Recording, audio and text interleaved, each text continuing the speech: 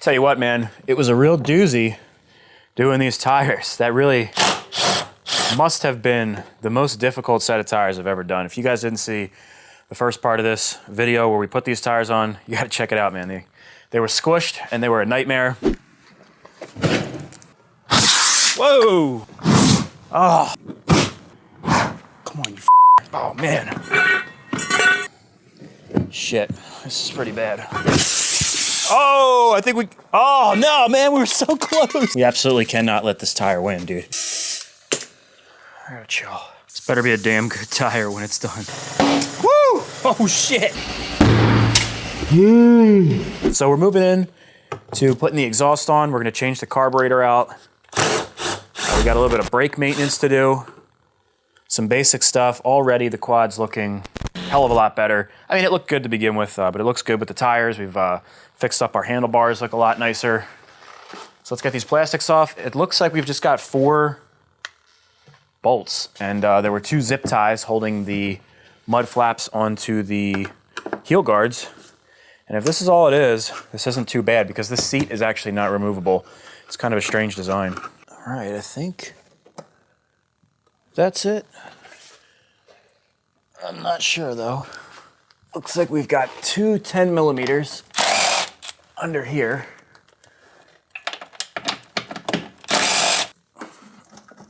Still no. What the f***? I think this might just be like sticking from never having been taken off before. What the hell, man? Plastic removal difficulties right off the bat. How the f*** does this thing come off? Ah, I see it. We've got to take these through bolts off on both sides. I was trying to take the underside bolts off, but it looks like the whole thing with these support arms and everything comes off as an assembly. I hope so anyways, otherwise we're wasting time. And we don't got it.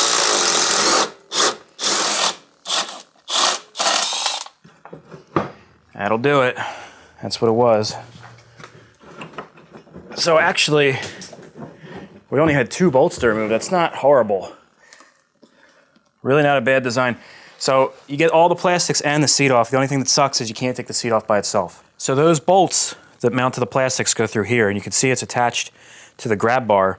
So that's a secure mounting point. You need that to be tight because the grab bar, that's something that you don't want to be, you don't want that rinky dink. So I think if I was spending more time with this, I would weld a 3rd mounting hole right here and put the 2 bolts for the grab bar side by side right here, leave this one blank and put pins through here on both sides, and then you could just slide the pins in and out. Ones that have like the little capturing springs on the one side. So you yank those springs out and then the whole rear seat and everything comes off with the plastics, kind of like a 400EX or a 250R. That would probably make this a lot nicer for doing maintenance on. But we're not, so let's get the rest of these plastics off and see what we got going on underneath.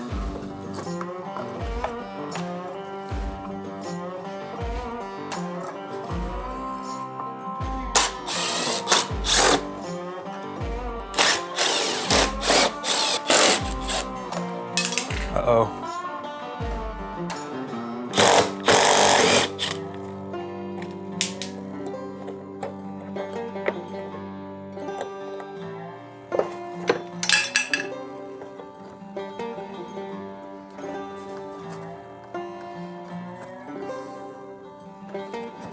Interesting design here because you've got these 2 tabs coming through the plastic. These are the gas tank, so you can't move them like separately there because it's lashed on there. I guess you could I don't think these tabs are actually too long to pry the plastics off. So the plastic has to come up and over the tank, but it really just doesn't want to. We're really close. I guess it has to be kind of forced. Nothing else is removable that I can see. I've had plastics in the past that they're really not that easy to get off. And there we go. I guess these are going to be going right up there with them in the not so easy to remove category, but they aren't the worst either. I wonder when the last time this thing had the plastics off was.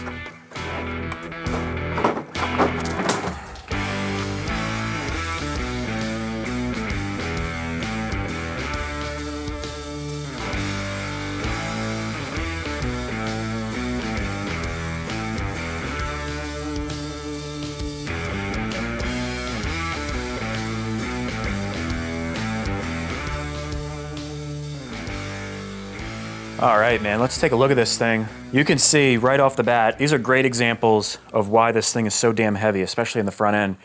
These whole like mud flap things, these are like thick rubber, and even like this lower bracket down here, that's its own dedicated like mount right here. And that's thick. You know, I deal with a lot of sport quads and they usually don't have brackets this thick and heavy duty. I mean, that's great for longevity and like just being durable, but it's heavy. It's super heavy. You can see multiple bolting points. I mean, even that, it's bolted up in 4 different spots. You really only need 2 spots. And back here, this big flat plate and all this iron in here, that's all really, really heavy. What bolted these to the plastics are these long, welded together nuts. And that's nice, again, for strength and whatnot, but all that stuff adds to the weight of this machine. This, I have no idea what this is. It's like a bent bracket. It just like fell out when I took the plastics off. It's possible that that's just a piece of debris. I'm just gonna go with that. This looks like a snorkel for our air box. Come back here. And I think the air filter is right here. And then this is like this big ass air box thing here. Very large and weird looking air box. Looks like another, here's the intake tube that goes to the carburetor. So I'll probably take that gas tank off to get to that. You can see how beefy these heel guards are too. I mean, they're like multiple points of contact, super, super, super heavy duty, really, really nice, just heavy. And there's our carb. Before we pull that carb off, let's take our airbox lid off and see what the filter looks like. This has to have been changed before. I see different screws down here. So, or at least somebody was in here. Maybe they never changed it. It's really kind of hard to tell. It's definitely dirty. We're just going to replace this. All right, we've got our brand new twin air filter. Pop this in place, got it all oiled up.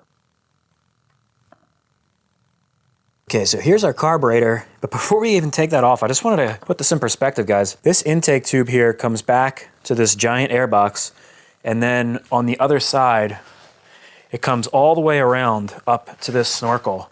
So I guess this side would actually be better to show you. So it comes back here, into this box, up here, there's our air filter, and then it comes up here to the snorkel.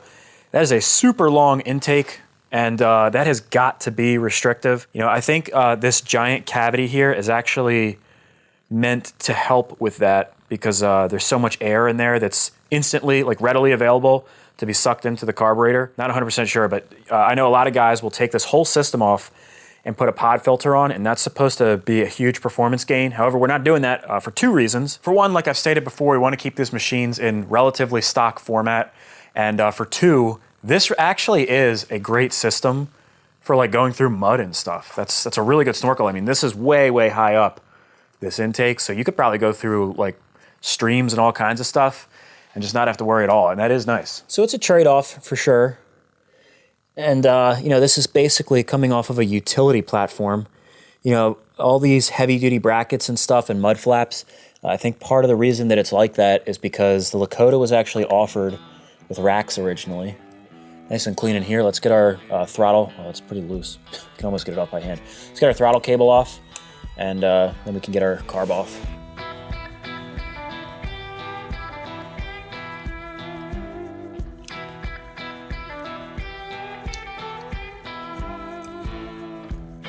Pretty easy.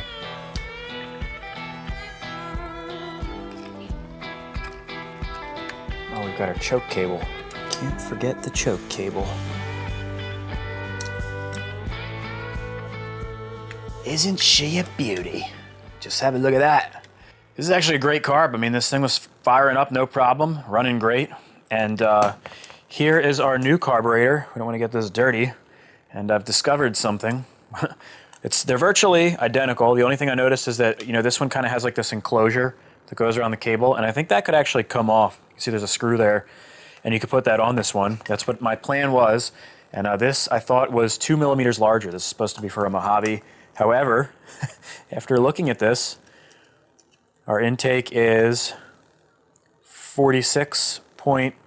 basically 46.5, about that, and our intake on the original is 46.5, right about the same. Let's check the other side. 33.5. And let's check this one. This is supposed to be 34. 32. Not even as big. It's actually small. They're basically like the same damn size. So supposed to be going from a 32 to a 34 millimeter. It was going to be a performance upgrade. But since this carburetor runs so good, and this one is not an upgraded size, I don't see any reason to run an aftermarket carburetor, even though technically we'd be cleaning it up and everything, and probably this carb would run just fine. This is a genuine key-in. You can see the key-in mark down here. This is a real carburetor. It runs great, so I'm just going to clean it up and we'll bump up the jet size. It really just it doesn't make sense to use that, so I'll be returning that carburetor. And there's nothing against this new carburetor, by the way. I went back and looked at the listing, and it does say 32.5 millimeters. I just went for a Mojave carburetor, and I figured that it was a 34, but I was wrong. So luckily I bought that from Amazon, and returns on Amazon are super, super easy. So that will be a zero loss. I'm gonna use the ultrasonic cleaner to clean up this carburetor. I've got it warming up right now. It's at 46 degrees Celsius. I set it to 80, so it'll just keep warming up until it gets, that hot. Gasoline makes for a really good cleaner, but I don't want to use that right now, especially because we're doing this indoors. And since this is such a big tub, what I do is I put a bucket with water in it inside, and the ultrasonic cleaning effect will go through the plastic, and it just makes it so that we don't have to clean out the entire thing. I just have water in there, and the contaminants and stuff don't get on everything. So I'm just going to drop my carburetor in there. I did disassemble everything. Got all my small components, my jets and whatnot. And now I've used degreasers in the past, and you have to be careful what kind of degreasers you use, because if it has something corrosive, it turns the aluminum this kind of gray color, and it really looks lousy. So I'm just using regular old Palmolive dish soap. I'm going to see how this works. I've been experimenting with a number of different things to see what cleans it the best and doesn't leave like a messed up finish. Gasoline is the only thing I found that works really well, but I'd like to find some kind of soap instead of using gasoline. And I'm going to run it for 22 minutes, and then we'll come back and we'll see how it looks. If you look in here, you can see the dirt is coming off. So look how clear the water is right now, and when we come back, you'll see the water's going to be really dirty. It pulls the dirt away from the aluminum and everything that's in there. These things are pretty amazing. When they work right, it cleans stuff like awesome. Plus it gets in all the little orifices of carburetors and whatnot. So it should look good when it's done, I hope. All right, let's check this stuff out. It's been a full 22 minutes. You guys can see how dirty this water is. If I can get a hold of something in here, I can't see what I'm grabbing at. Wow. And there's our carburetor. It looks like it did a really, look at the tube. I think that tip was sticking out of the water, but my gosh, even the tube looks like brand new, inside and out. There's a little bit more gunk on there. I think I'll run it for, I'll do another cycle of 22 minutes. Maybe I'll change out the water. I don't even know if that's necessary, but maybe just agitate it a little bit, and I'll run it for another 22 minutes. In the meantime, take these mud flaps off, and we'll do our exhaust. Now, I'd bet that this header has never been removed, so it's actually about dinner time, so I'm going to put some PB Blaster on these studs, and hopefully that'll do its work while I go eat, and we won't have any issues getting this off. I want to get at our juncture, too.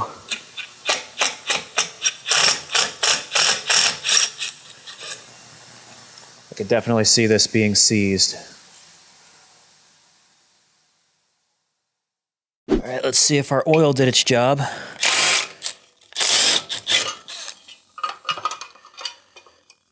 I don't know if we're gonna run this exhaust shield again. This thing is ugly, man. But I think the DG exhaust hangs a little bit lower, so, or we could just put some heat tape underneath. This thing is ugly, man. Plus this thing is heavy as a rock. Oh! This is the one that I'm worried about. Huh. I'm pleasantly surprised.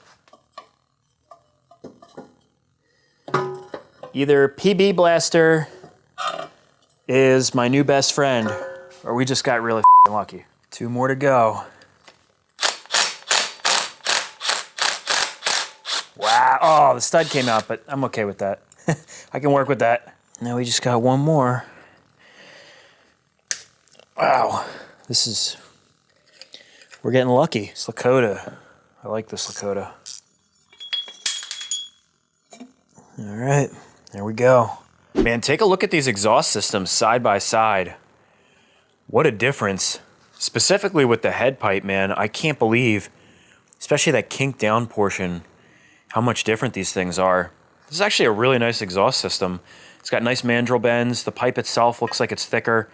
And then again, without that kink on there, we got a nice thick bracket up front to bolt to the head. And then if you come back to the silencers, you can see this one is a little bit shorter.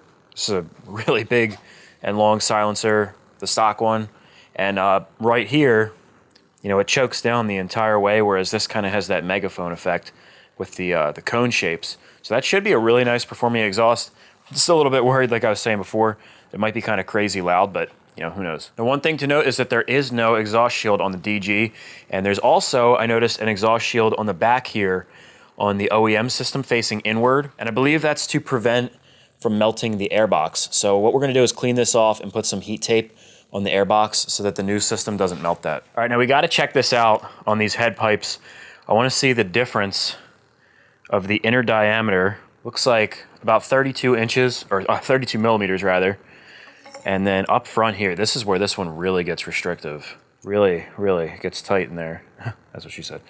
So just under 26. And then you can see, totally different with the DG.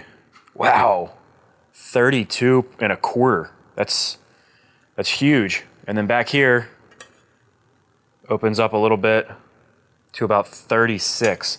So we've got a tremendous difference in the inner circumference of our pipe. Plus we've got nicer bends. We don't have that stupid kink there. This is a nice system.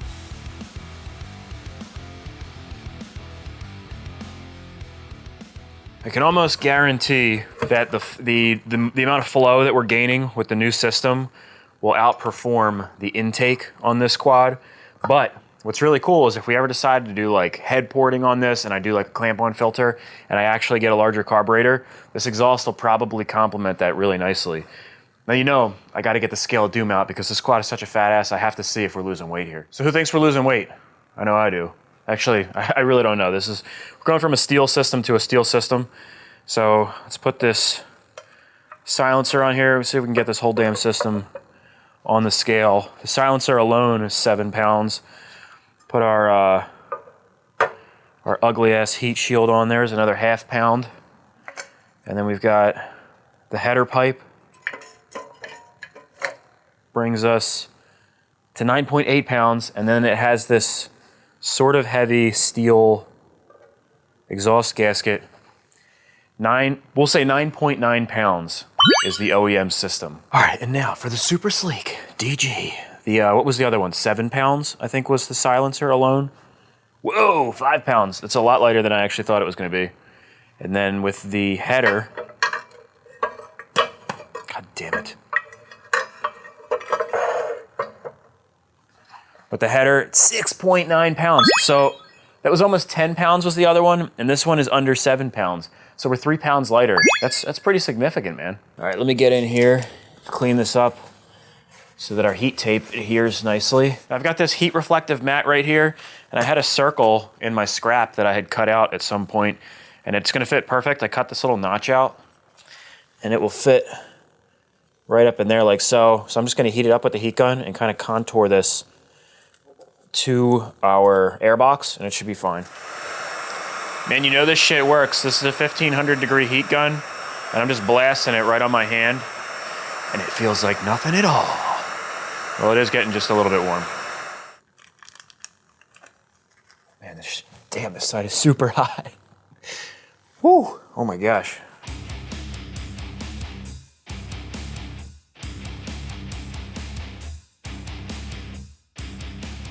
I also want to make a heat shield for the back here, since these plastics are so nice. Wonder why the Kawasaki blue doesn't have the stress marks like Yamaha blue.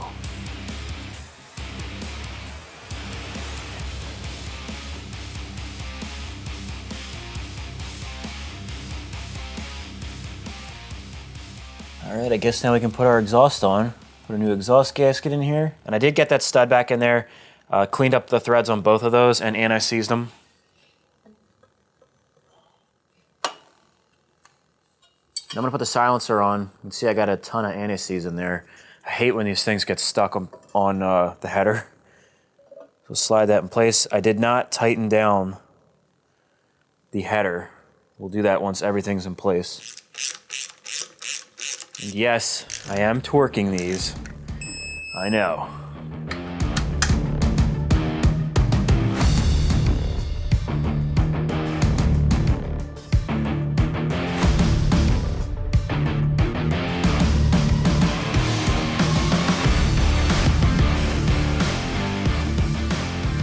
Man, this is a nice system.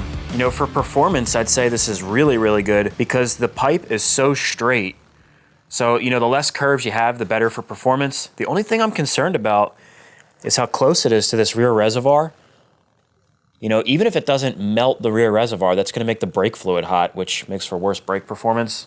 So that's not optimal, and it's also, I think it's actually touching the frame. So I don't know if maybe this was fabricated just slightly off. I mean, because there's a good amount of space between the airbox and the pipe. So if it was the way I'd like it, would be, you know, a little bit inward, maybe a 1/2 inch. I think that would be a little bit better. But you know, I think we'll be okay. We'll test it out. We'll find out if the rear reservoir melts. We'll have to figure something out, find an alternative location for that.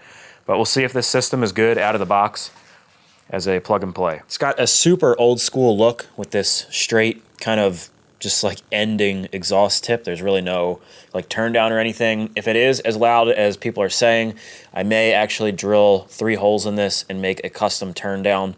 That should help a little bit with the sound. All right, man, the second 20 minutes is up. Let's see what we got here. Wow, that looks pretty damn good. Got a strainer here.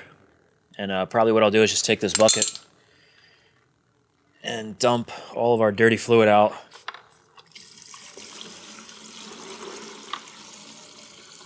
See how dirty that water is. It was crystal clear when we started. Oh yeah, you can see all that dirt. Now we'll rinse these and we'll blow it out with air real good and we can reassemble this thing. So wait till you guys see this, man. This thing cleaned up really, really nice. Look at this, man. Looks like freaking brand new. It really, really came out nice. Some of this stuff, you know, this could be refinished if I really wanted. I think it's like oxidized or something. But all these parts came out really, really clean. For comparison, you know, you can see the brand new carburetor. They really don't look much different. Great results. I'd say the regular degreaser dish soap worked really well. Now, unfortunately, I thought I had the correct jets for this thing, but I don't. Now, you can get genuine jets from different manufacturers. You can get Kian, Mikuni, Dynojet, and then I think Pro X makes jets that are all the same size. However, they're genuine jets and they're the correct size, but there's like a cross-reference, and they're not all exactly the same. So I have the Mikuni jets that would fit in this, but I'd have to like do a cross-reference and I don't have the correct size in those. So what I wanna do is get the Kian jets, because this is a Kian carburetor, so just so that we have everything right and it's easier to jet because we have the baseline of the stock 140 with a Kian jet. It's easier to base off of that than to start with the Mikuni and do a cross-reference, whatever. The jets are only $3 a piece. I just made the order, so they'll be here in hoping 2 days. It's okay though, man. In the meantime, we can get started on our brakes. We'll bleed this front system. And we're also going to replace that sight glass because it's yellowed and it looks like trash.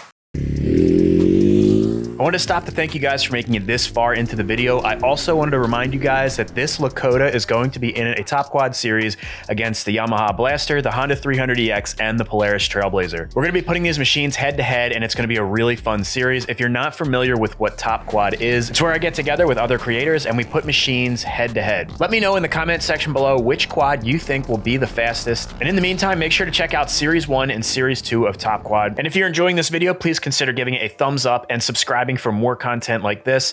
All of the tools and products in this video will be listed in the description below. All right, guys, let's get back to the video. Now we'll be flushing those front brakes in a second, But before we do that, I can't help it, man. We have to move this rear reservoir. It's just too close for comfort. You can see our heat tape is placed well, right above that DG exhaust. But if you come up here, you can see we've got a good bit of room here. We can move this over like at least a half an inch, maybe even an inch. But I just don't want it that close to the exhaust. I don't like it. So we're gonna make a little, almost like an elongated Z bracket. Well, I'll just make it and I'll show you, but basically we'll just move that away from the exhaust. All right, now this is gonna be a very simple bracket. Just gonna take a piece of bar stock here, made of steel. I've already marked off where I wanna cut the bracket. It's gonna be very short. Really shooting from the hip here. And I'm just gonna ballpark these holes as well. This is a very rudimentary, non-essential bracket, so this stuff does not have to be perfect.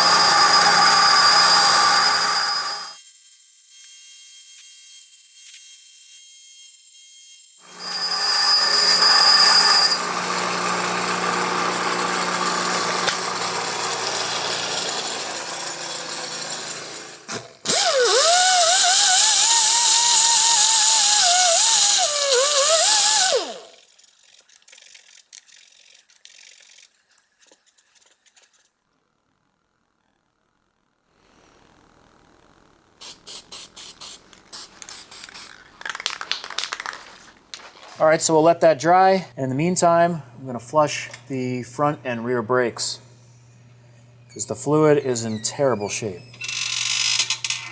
All right, let's see what it looks like in here.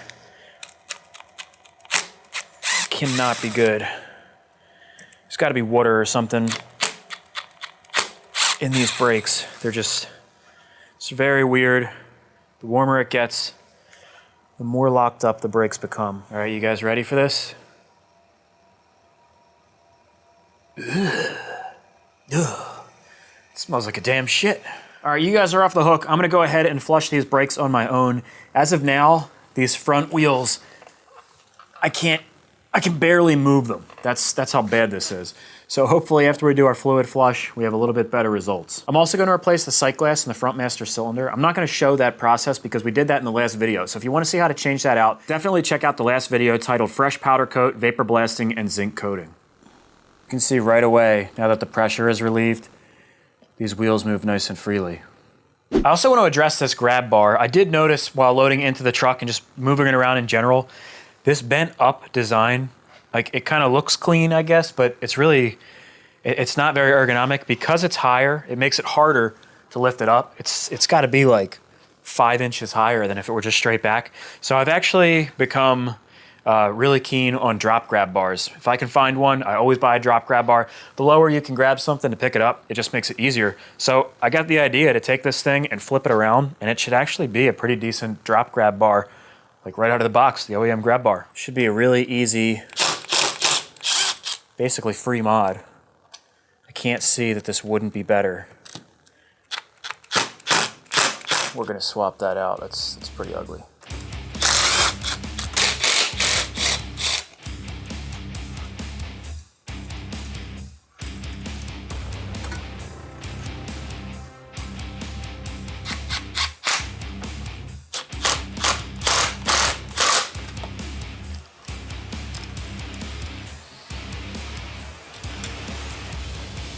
I mean, it looks kind of weird, but I guarantee out on the trails, especially, you know, if it's like the bike is up high on a rock or something and you have to lift even higher, and when loading into a truck, this is gonna be really nice. All right, I think it's been enough time. Our rear reservoir mount is dry. So with this bigger hole, I'm going to put a nut cert in here just to make it a little easier when you're working on this thing. You don't have to like go around the back and put a nut on it. Now I actually couldn't change the fluid in the rear brakes because this the cap on this reservoir won't come off. These are through bolts, and the nut on the bottom is like molded into the plastic, and it's spinning inside, and it's like covered in rust. I looked at the other side. The best way would be to take this clamp off and just replace the whole damn rear reservoir. It's not worth messing with it. And the rear brakes seem to be working just fine. So I'm just gonna leave it as is for now, but I do wanna move it over because we don't want that brake fluid getting super hot. And then I will replace this eventually, and then we won't have to worry about the bracket anymore. This will bolt up like so. I hope anyways. I think it'll fit. Yeah, I think we're good. And that just moved it forward like that. So, I mean, it's still not exactly far away, but it's better than it was.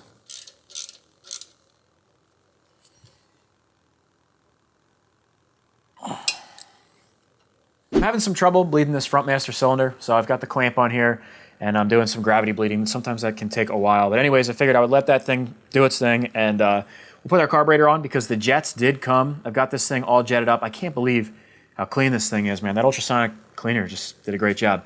The stock Pilot is a 38. We bumped it up to a 40, and the main stock is 140. I bumped it up to a 148. And then the needle doesn't actually have an adjustment. It doesn't have the clips, so you have to shim it. So I put one shim under there, so we'll be a little bit more rich in the mid-range. We should be good to go. I'm gonna throw this thing on, man. I can't wait to hear this thing run. While we're down here on this side of the engine, I want to adjust the clutch. Since we've had that notchy shifting, apparently it's very easy to adjust, and it is a common thing with these Lakotas to have notchy shifting. So hopefully we can alleviate it. This is the adjustment right here. And man, it doesn't look like anybody's... I bet you this thing's never been adjusted. From what I understand, it's a very easy procedure. Back this jam nut off, if we can. Man, that's... we might have a problem here. Oh, there we go. Back the jam nut off. All right, now that that jam nut is loose, apparently we tighten this until you feel resistance. I'm gonna need to back this jam nut off a little bit more. So we'll tighten this until we feel resistance. It looks like right about there. And then we back it off until we feel resistance. Right there. And in that backed off position, that's where you want to leave it. And we will crank down this jam nut, and apparently that's all you have to do. Well, hopefully that works because this thing had super notchy shifting. And I think while I'm at it, I'm gonna go ahead and bolt our fenders on. Man, I'm having a hell of a time getting these front brakes to bleed properly. I put the vacuum pump on there, this thing over here, and it's pulling fluid through, but it's just not wanting to build pressure. So sometimes these things are just stubborn, and I'm tired of messing with this, or I'm gonna get stuck on it. So I'm gonna come back to it. You can see that new sight glass is in there. I cleaned up the top and everything. This thing was really, really nasty. And the other thing is, I ditched the boot that was on here, and you can see how corroded where our banjo bolt goes, and I'll show you. Look at these boots. So this was on there. This was facing this way. The reservoir kind of popped through here, and then this was underneath, like so. And it was kind of like all encompassing, and you can tell water got in there. Look at the old banjo bolt. Everything was super corroded and rusty. So, you know, this is on there, you know, to protect it, but I think what happens is water gets in there, and it was actually making it even worse. That whole unit was probably just sitting submerged in water, and you know, the water had like really no way of getting out. Anyways, I went to put the hood on, and I noticed that these two tabs are broken off. And if you guys remember, in the beginning, there was a piece of metal that kind of fell out. I couldn't figure out what it was. This piece right here. Well, I figured it out. Somebody had slid it under here, and it was kind of, you know, like that, only underneath, and they bolted it through this. It's actually not a bad idea. And then the other side, actually, I guess it snapped off when I was taking it off, or at some point, but it was disconnected and just fell off. So we have no connecting points in the front here. Not a problem though. I've got an idea for a simple bracket that we can make, and it should be nice and strong, and you won't even be able to see it. All right, let's take our hood and fit it up here just to see where it sits. It's gonna set right about there. You can see these are the two holes that were missing, you know, mounting points. It's not a problem. We're gonna take a flat piece of aluminum, and we'll just take a piece of bar stock, go right across here, drill 2 holes in it, and it'll clamp up underneath these plastics. It's nice and strong there, and that's an easy fix. All right, now I wanna make sure we're tucking under a nice strong part here. So it looks like about a ½ an inch wider than the actual unit itself. So we will go It looks like 8.5 inches is gonna be perfect. That's what she said. And here we are again at the vise. Got a piece of aluminum this time so we don't have to coat it.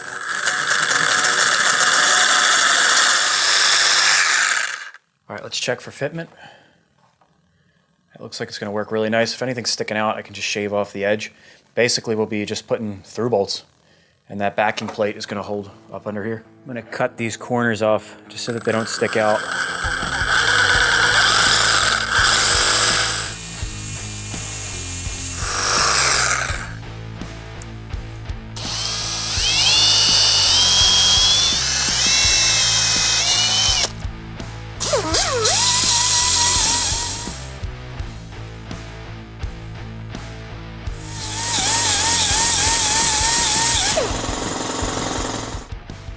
All right, so there's our piece. Very easy to make out of aluminum. You can see where that will fit.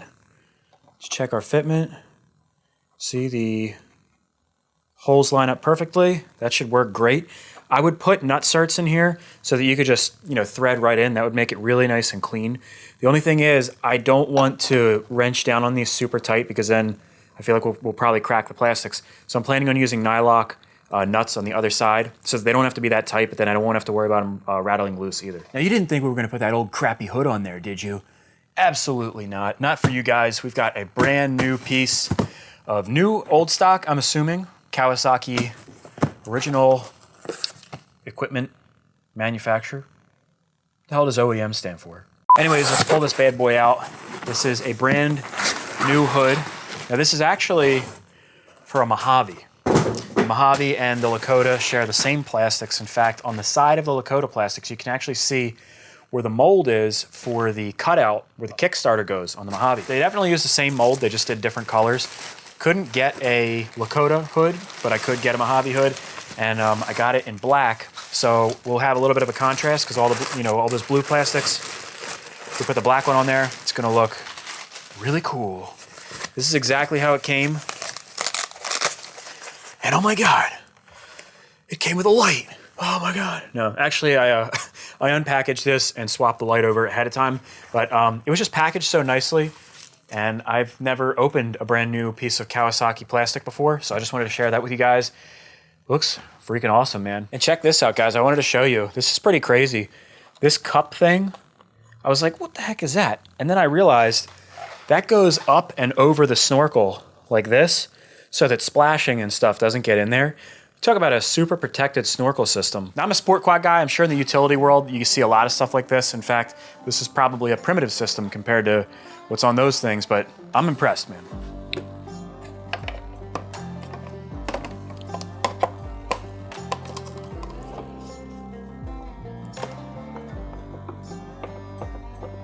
All right, let's try our new bracket out. Use these OEM screws so that it looks OEM, just like the other bolts. And we're gonna use these nylocks, like I said before, so that I don't have to crank down on these super tight in order to get them to stay.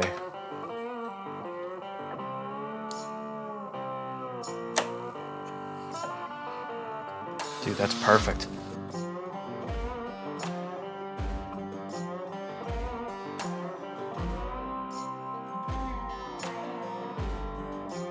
Man, this thing looks amazing. Hood came out perfect. And while you guys weren't looking, I recovered the seat. I actually used an old Banshee cover that I probably would have never used. It fit perfectly. And I mean, the old seat looked pretty nice, but it did show some signs of getting ready to split.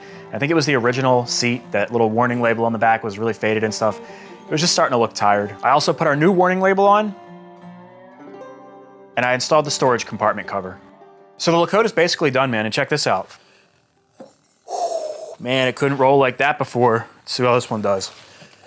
Wow, there's no rolling resistance there whatsoever. Maybe that's because there's still no brake pressure. I cannot get this damn master cylinder to build pressure. It has the very smallest amount of pressure. Like, it'll just barely start to squeeze on the disc. And I've been spending so much time. I'll probably deal with that after the video. Sometimes you just get master cylinders that do that. It's just ironic because before we had too much brake pressure, and now I can't get any brake pressure. But, that's just the way the cookie crumbles.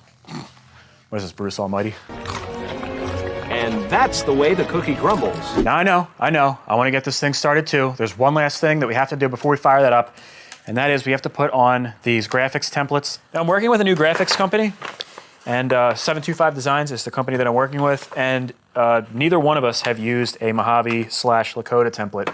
So we found one, and he sent me, he just printed it out on this like thin, cheap vinyl. And this way I can put them in place, make sure that the template is actually accurate before I go, having him print my design on it. And that could be a huge waste of ink.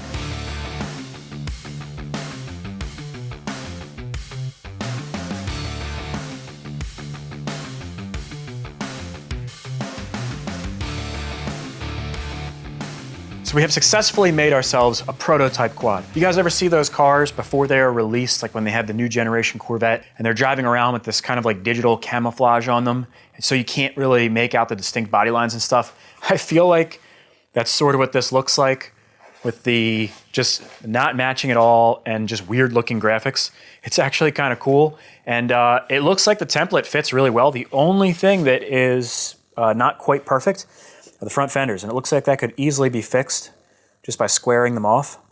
But otherwise, yeah, man, they look pretty good. They're very encompassing. I don't plan on doing the front fenders, so I'm not really worried. This template is gonna work for me just fine. And these are coming off, so I didn't spend a terrible amount of time making sure there were no bubbles or anything, but pretty cool. I'm really ready to fire this thing up, man. Let's start it. Here we go, prototype quad with no front brakes, but it does have rear.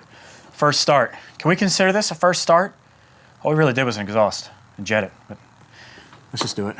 Light still works, that's good. All right, I'm gonna put it on, we'll leave no choke, we'll do no choke. Well, it started right up.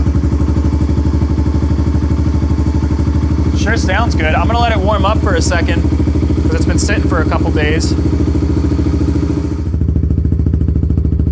Man, that's got a nice, deep, mellow tone.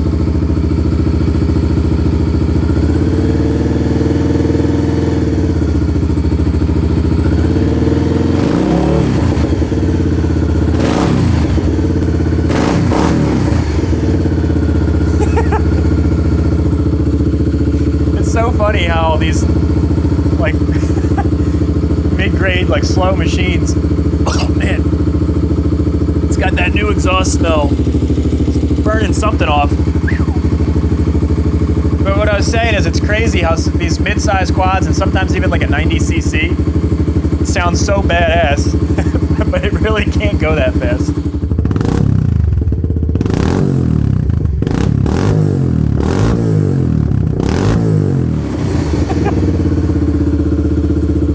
This thing is a boatload of fun, man. we gotta take this for like one little launch down the driveway.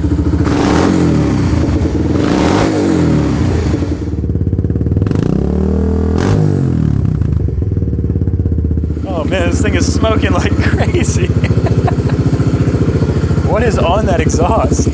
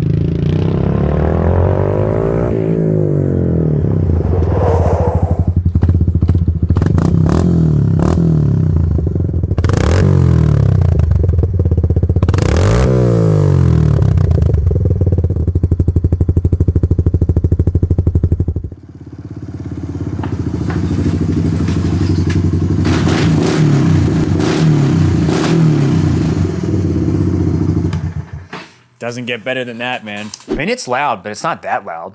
I think it sounds really good, dude. I think it sounds like we have the jetting dialed in perfectly. The only thing is, it also sounds like might have a little bit of clutch slippage. That's okay. That's okay. It's running great, and besides the front brakes, this thing is ready to go, man. This thing is top quad ready, okay?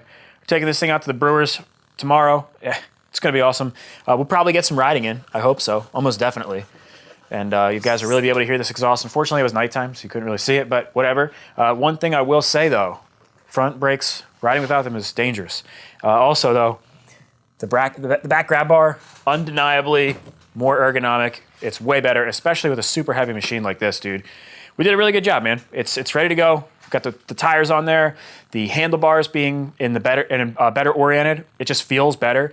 And I'm telling you, it really did feel a good bit faster. And I don't think it was because of the exhaust. I think it's because the front wheels it pushes so much easier. Like if you guys remember in the beginning, we couldn't even push this damn thing. I was leaning on it. Now it rolls really, really easy. So as long as we get those front brakes ready to go, this thing we're good. Oh, and the shifting felt smoother as well. So I think our little adjustment actually worked. Well, it's about time that I got to loading up the trailer because I've got a 12-hour drive ahead of me. Looking forward to seeing the Brewers. I'm Pete Hager. I love all you guys. If you enjoyed this video, please give it a thumbs up. Also, let me know in the comment section below, which quad do you think is gonna win the Top Quad Midsize Series? We've got this Kawasaki Lakota, the Yamaha Blaster, Trailblazer 250, that's a Polaris, and the 300EX by Honda. I think the Lakota is gonna win. All right, guys. I'll see you in the next video. Peace out.